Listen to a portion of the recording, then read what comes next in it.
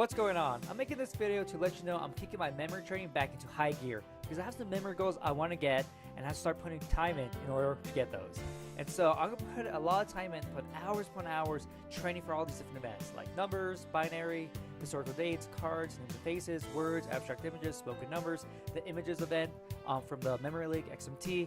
And so there's a lot of things I do have to practice for, but I'm also trying to create a new system. I have to figure out what problems I'm having, where I'm currently am, what I have to improve on. So all these things are coming in, and so I do have to put a lot of time in order to get the scores I want. But the most important thing when it comes to memory competitions is getting high scores consistently. It's not about getting the best score, every once in a while, but if you can consistently get good scores, then you're going to do well in these memory competitions. And that's the key, and most people don't realize that. But it's the same thing for you.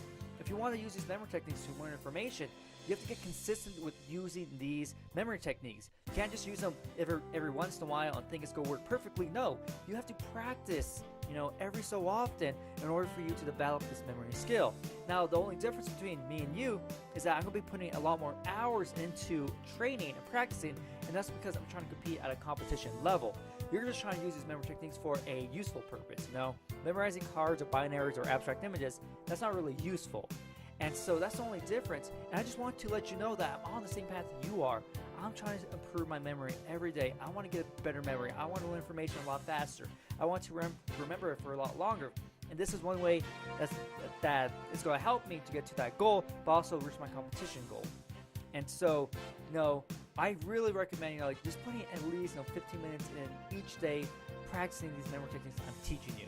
Because that's what's going to happen. If you want to get to the level where it's really easy for you to apply these different memory techniques, then you have to put the time in. You can't just think, I'm going to practice every once in a while, maybe once a week, and then when I actually need to learn someone's name, I can use this technique and it's going to work perfectly. No, because you didn't put enough time in for you to figure out what's working and what's not working for you.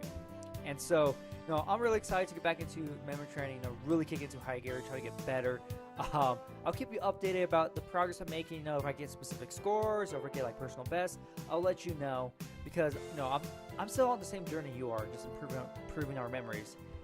I don't want you to feel like you're going alone. I know it's kind of hard when you're using memory techniques and you're like, man, why isn't it working? I wish someone else was going through the same thing I'm going through. Well, the thing is, I'm going through the same thing, but it's going to be competition-wise, and I'm going to get really frustrated really fast because I know I have these goals in my mind, and when I can't reach them, I'm like, what's wrong? What can I do to fix it? And so I know exactly what you're going through, and I don't want you to feel alone. But I also want to show you the progress I make, how much time it takes me to actually improve. Because a lot of people think I can instantly improve my score just like that. That's really simple, I tell people I can memorize deck of cards in 46 seconds. They're like, do it in 30, do it in 25. I'm like, no, it's not that easy just to kind of make that jump. It takes a lot of practice to get to that point. But people think for some reason it's just really easy to make improvement just like that. But you probably know that's not. If you've been using these memory techniques, it's kind of like that initial phase where you kind of get used to it. But once you break that, then it becomes so much easier to start using. So yeah, so I just want to let you know that I'm back into memory training, and that I have these goals I want to reach, and I'll share them with you when I reach them. And hopefully, you can keep up with your memory training and apply these useful memory techniques to things that you want to learn. So hopefully you enjoyed this video, and I'll see you next time.